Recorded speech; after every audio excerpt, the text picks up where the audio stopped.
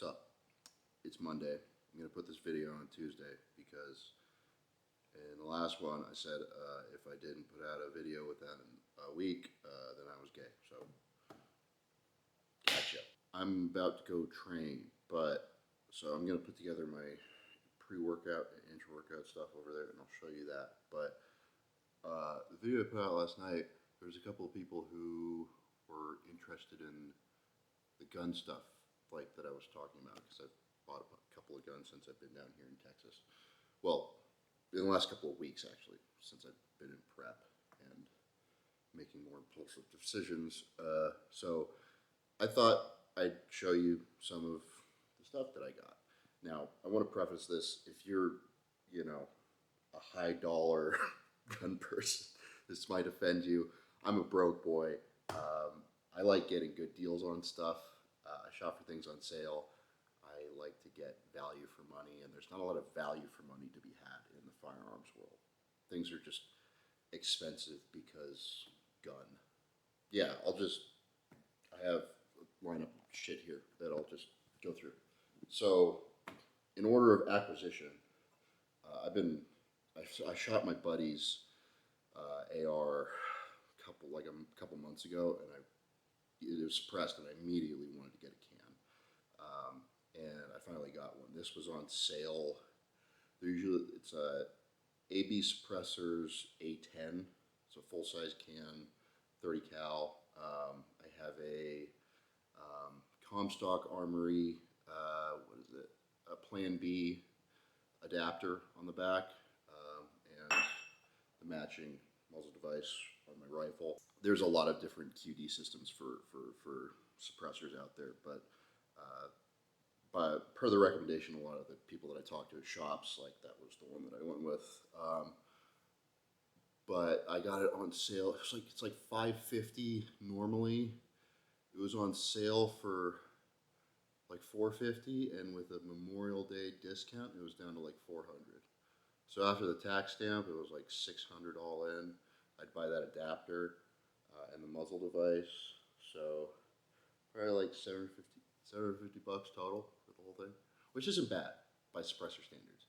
That tax stamp is killer, but all in, didn't spend too much money. And I took it out like a week or two ago, and I have an adjustable gas block on my rifle.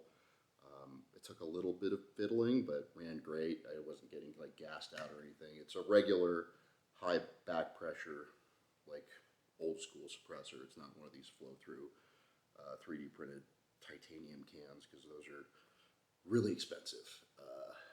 So yeah, that was the first thing I got. We're going in order of acquisition here. So in my pocket here, this is the 380 that I mentioned.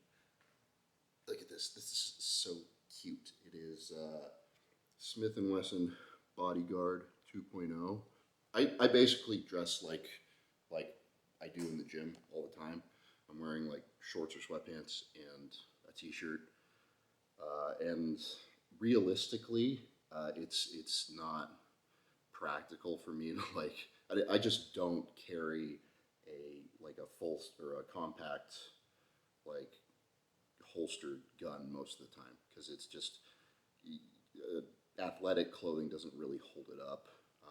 I just wear Gasp stuff. I'm not going to go out and buy those special tactical shorts or joggers or whatever.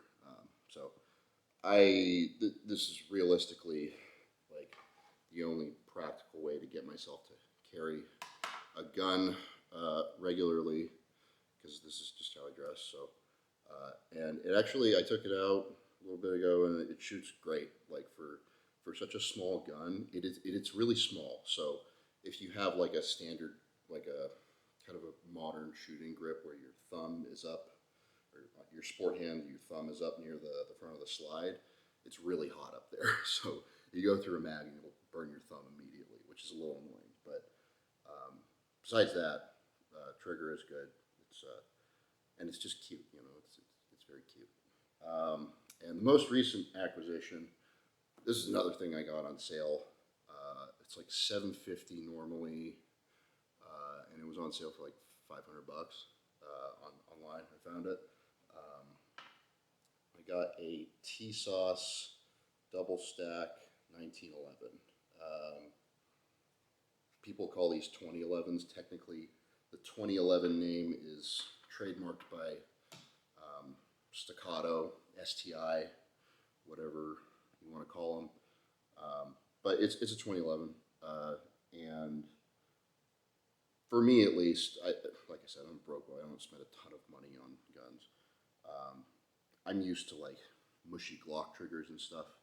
That's like the nicest built gun I've ever had, and I got it for like $500. Keep in mind, people will spend like $5,000 on 2011s because they're all hand fit and polished and just works of art, right?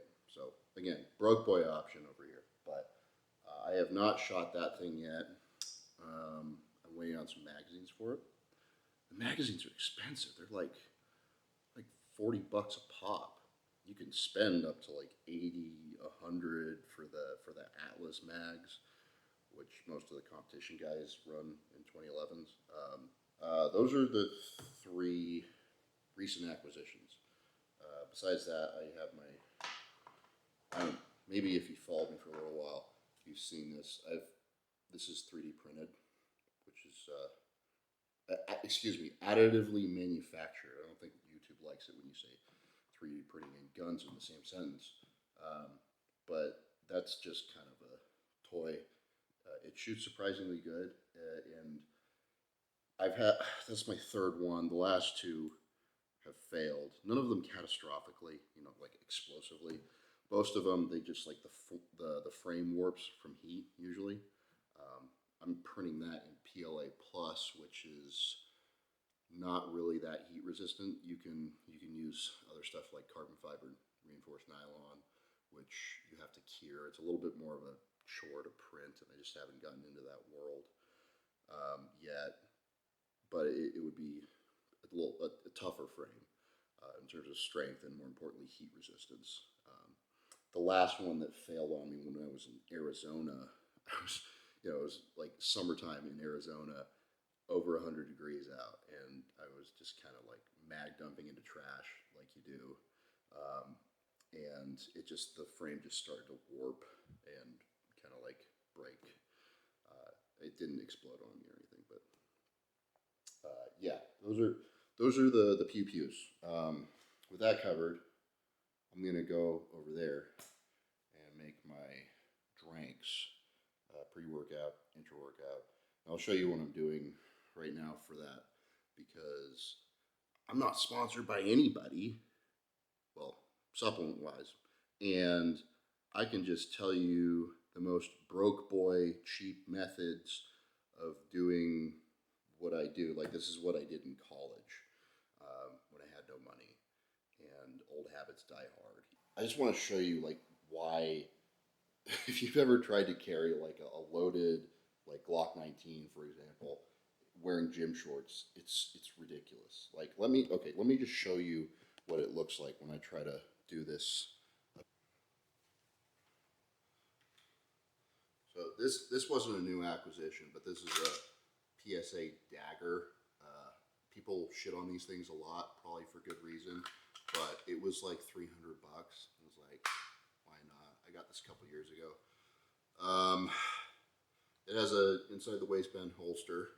So I've got my phone, my keys, my wallet, like I always do, in here. If I try to do appendix carry, look at how, even if I tighten up the drawstring on here, this doesn't stay in place.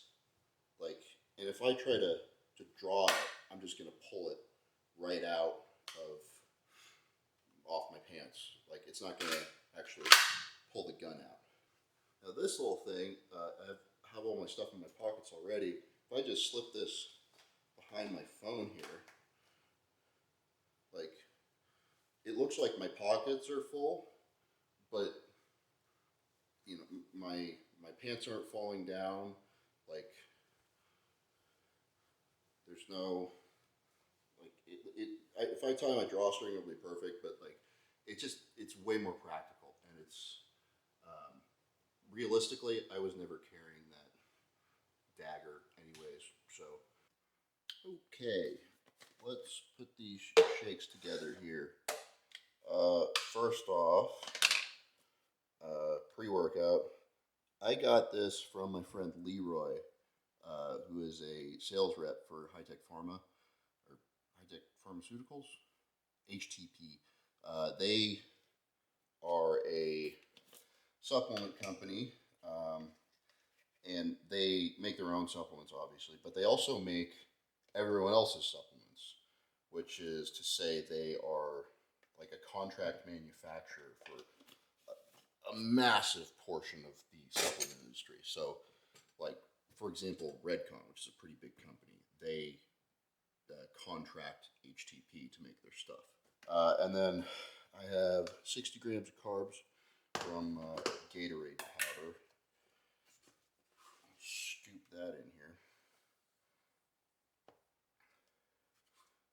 The reason I use Gatorade powder in my pre-workout is because it is like sugar.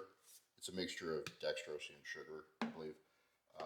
But I kind of want this pre-workout drink to hit me faster and spike my blood sugar faster than my intra-workout. So I kind of want to get that blood sugar level up, and then I'll maintain it and keep it stable with my intra-workout. So let's do that next.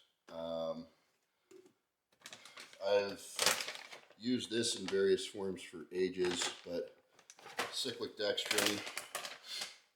This is from Muscle Feast. This is the cheapest stuff per pound on Amazon that I could find. True Nutrition sells it. Apollo Nutrition, my old sponsor, sells it. They're all pretty close in terms of cost. So in total, I'll have 90 grams of carbs intra. What I've been doing, because again, I'm a cheap ass, and cyclic dextrin costs a lot more than Gatorade powder, I'll do like 60 grams of the cyclic dextrin, and then round it off with 30 grams of Gatorade powder, because it kind of sweetens it up for like the taste, and we'll get to the EAAs in a second. You kind of need it to be a little sweeter, and it's cheaper. And I think if you're doing mostly cyclic dextrin, you're gonna have that same kind of like, stable blood sugar effect that you get from it. You can also use Carbolin, which is a little bit cheaper than cyclic dextrin generally. It does come in flavors, which is nice, but pretty interchangeable. I wouldn't recommend doing entirely Gatorade unless you're on a real budget. That's just, in my experience, you'll get a lot more of a blood sugar crash post workout if you're just using straight Gatorade. So that's all that. I'm gonna put some salt in there. Salt. I don't know, like 5 shakes or something. I wasn't counting.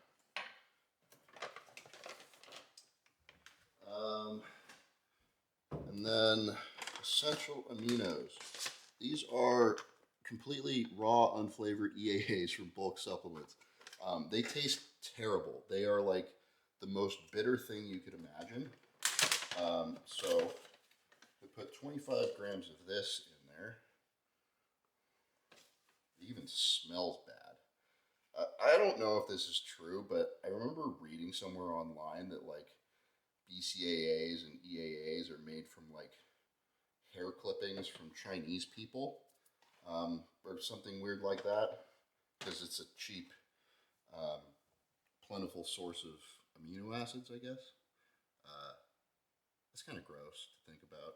I don't know if it's true, but it's kind of fun to think. And then I'm going to grab the magic ingredient to make this palatable a little bit. This stuff, Weiler's Light, which is like Crystal Light for poor people.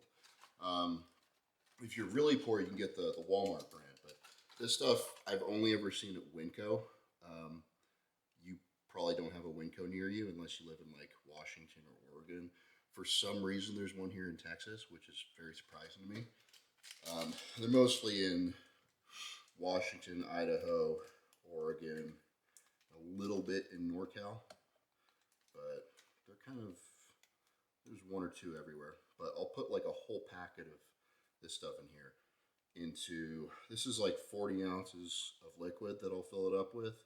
This is meant for a half gallon, which is 64 ounces. So it'll be a little bit stronger in taste than it's meant to be if you were just mixing it with water, which I also do.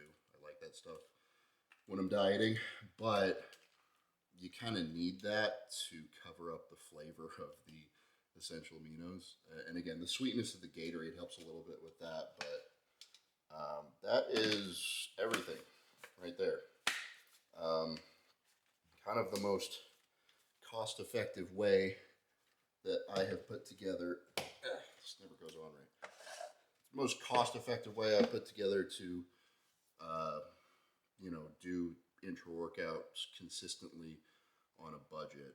I don't think there's, obviously, it's better. There's other little things like electrolytes and like nicer flavoring and all that stuff that you're gonna get in like a finished product, kind of EAA product or intra-workout product or something like that. And that's all, like, if you think that's worthwhile, in terms of like having a finished simple product instead of like a bunch of ingredients that you put together, then by all means, like, spend your money on that. I think it's worthwhile sometimes. Sometimes I'll buy essential aminos that are flavored, and I don't have to stomach that stuff. But right now, like, this works fine. This is what I did for years. I think if it's not just as good, it's like 95% as good. And at the end of the day, I'm really just a gym bro who's just taking this shit way too far. So, yeah, there you go. All right, like I said, it's like a 5-minute drive to get to the gym from my apartment, which is pretty nice, honestly. Commuting here in Dallas is absolute hell. People drive badly, quickly and badly, which is a crazy combination. Coming from the West Coast, well, the Northwest at least, like, they're bad up there. They're bad drivers, but they're slow.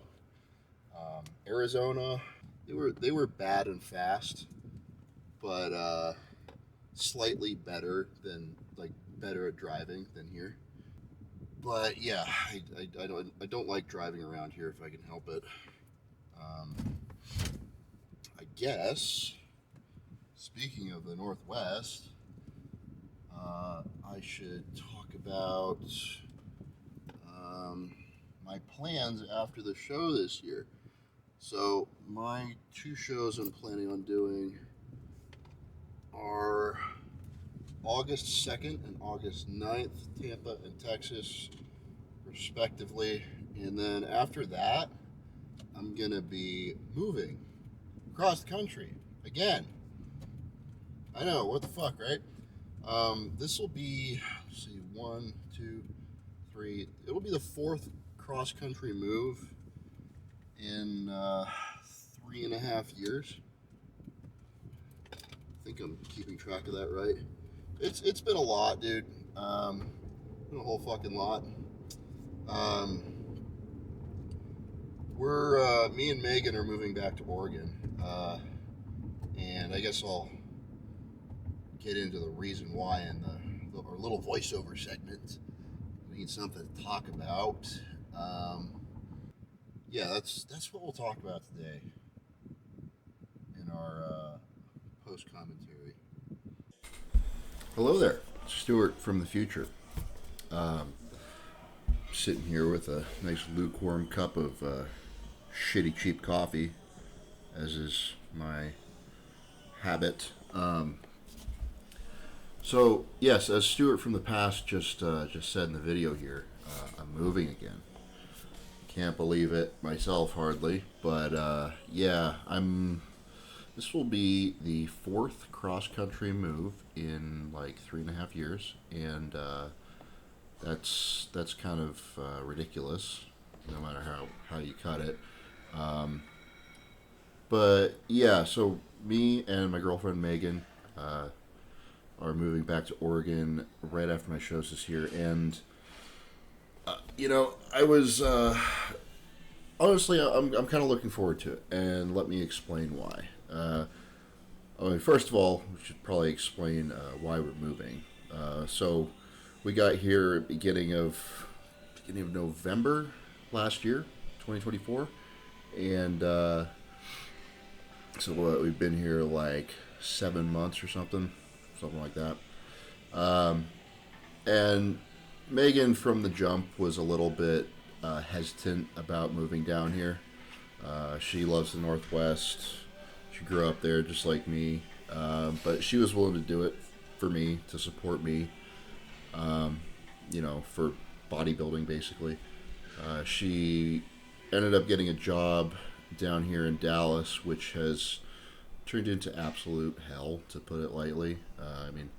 Not to, talk too much about her business, but her coworkers have not treated her very well.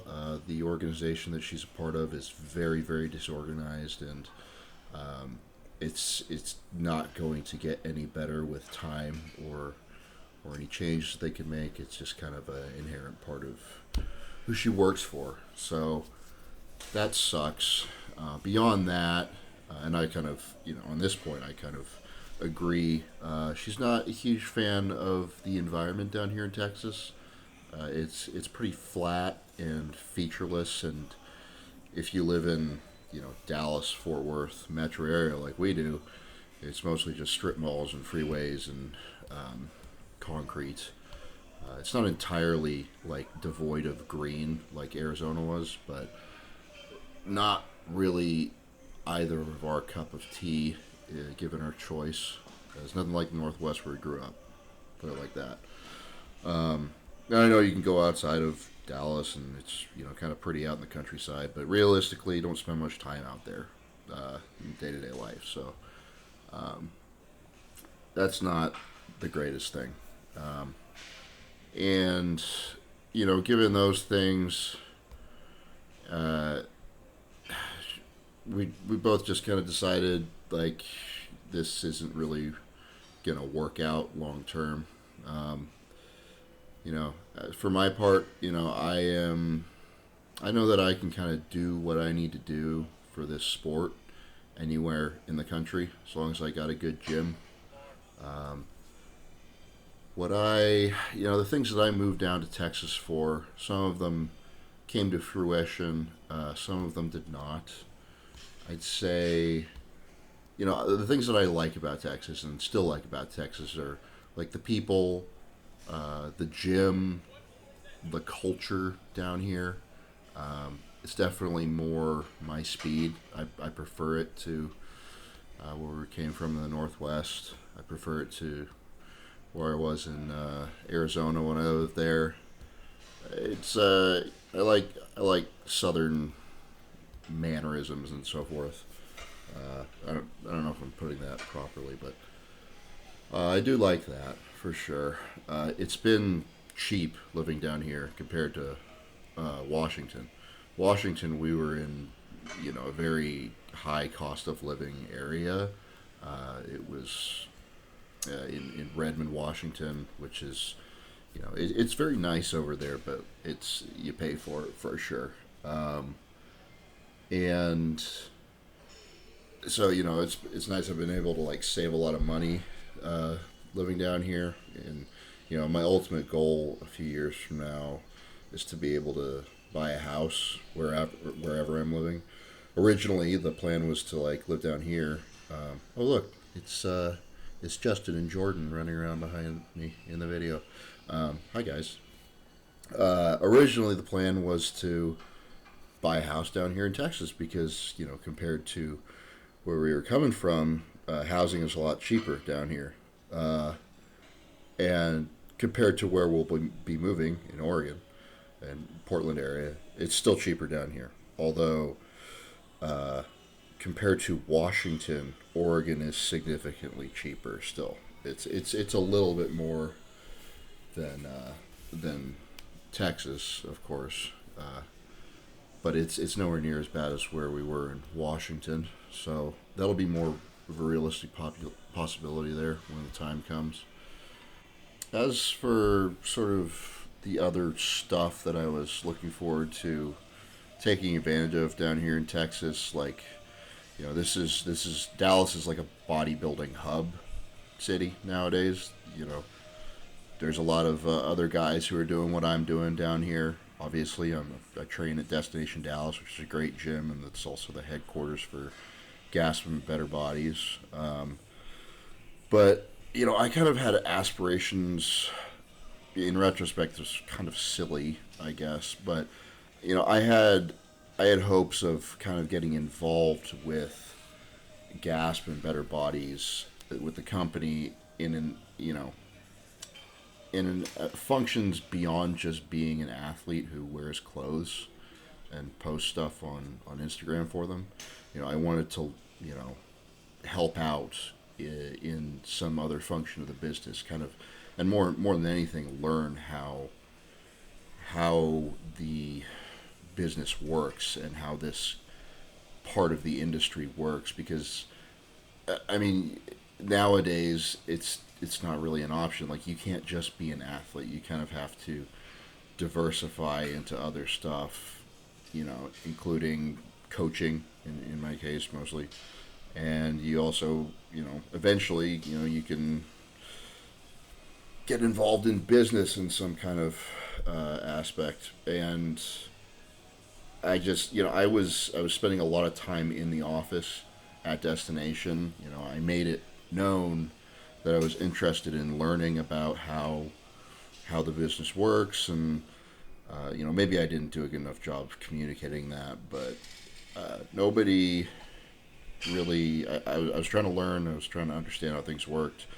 There wasn't much communication happening there, as far as I can tell, and nobody sort of tried to involve me in any way.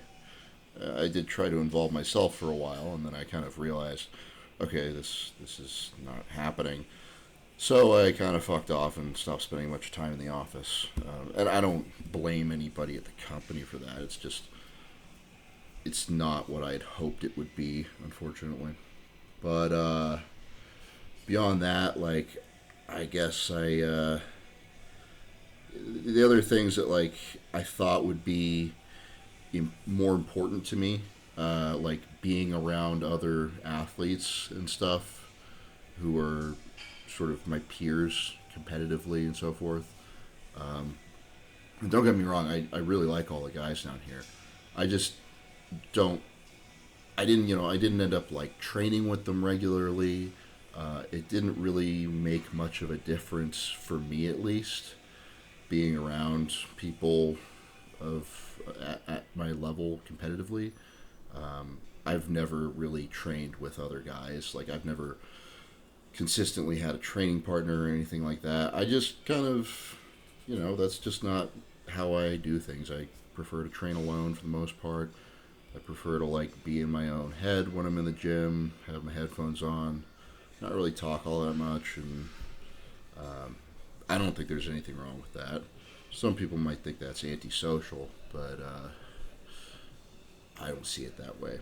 But regardless, that's how I do things, and so what I'm trying to say is, like, being up in Oregon, like, that won't really be a difference. Like, I'll just be kind of minding my own business up there instead of minding my own business down here. And as for the gym that I'll be at up in Oregon, there's the Great O'Malley's gym now has 2 locations.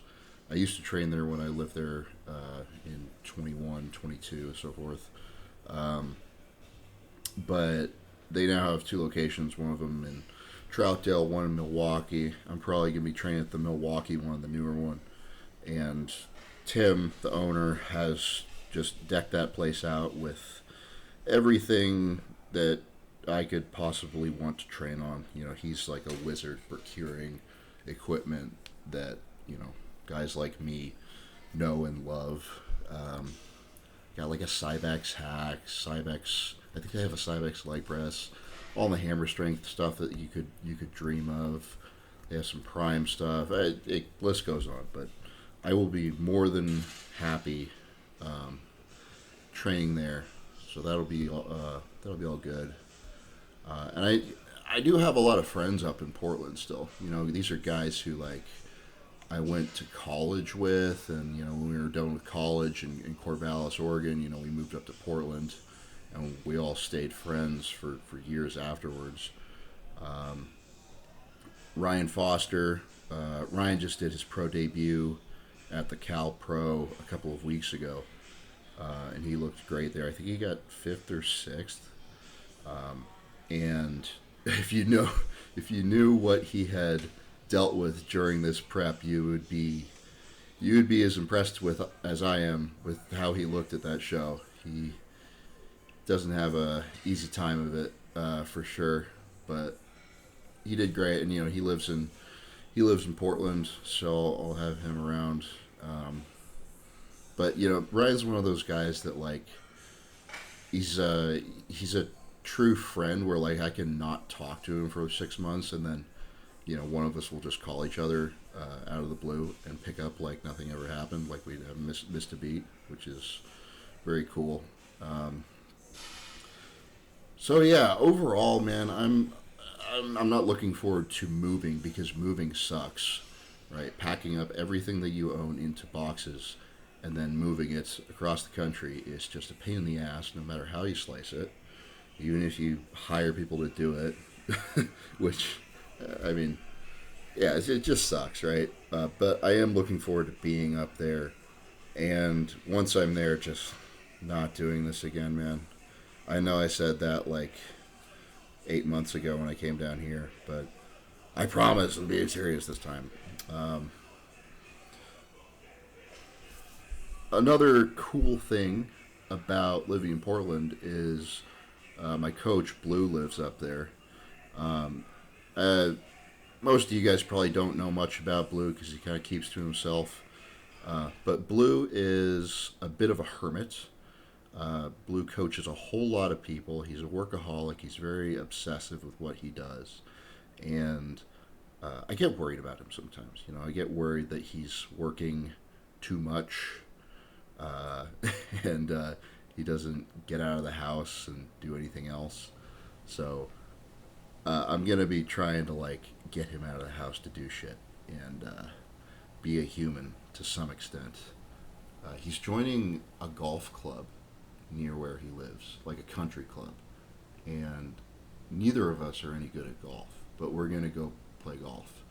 That's one of the things we're planning on doing, which I think will be good for both of us. And, you know, having him there, I've known Blue for years now, and I consider him a good friend. So having him there, you know, so he can like look at me in person, which is handy in this sport, of course, but just so we can be in closer contact, that'll be good for both of us, I think. So we are coming up towards the end of the video once again. So yeah, I'm moving again. I just gotta get this fucking prep out of the way first. Only 7 more weeks of dieting, and then we're basically gonna hit the road like right after my show, like a week or two afterwards, probably. So no reason to dawdle. If anybody wants to take over my lease and save me some money, because we have to break that fucking thing, leave me a comment if you want to move to Dallas. It's a long shot, but why not? Yeah, that'll do it. I don't have anything else to say. Bye, guys. Oh yeah, I'm not gay.